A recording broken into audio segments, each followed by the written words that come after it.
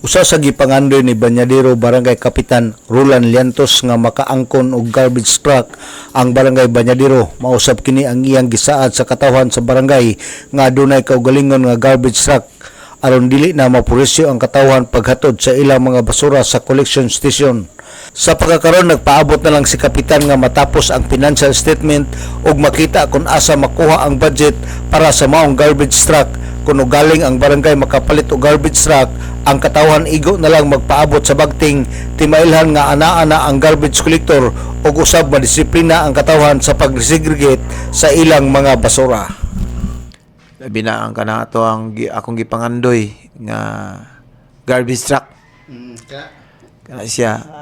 Ang akong gipaabot na lang karon nga kaning mahuman ni atong financial statement.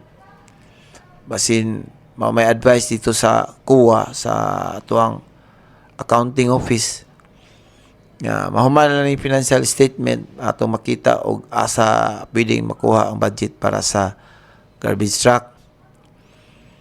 Unay ako ang kuan akong maumugod akong gisaad gud sa mga katawhan para dili na mapurisyo, dili na sila mapurisyo sa paglabay sa ilang basura dalon dito sa collection staff. Si Banyadero Barangay Kapitan Roland Liantos sa ingon niini makuhaan ang kolektahon sa syudad kay dili naman sila mangolekta sa Barangay Banyadero.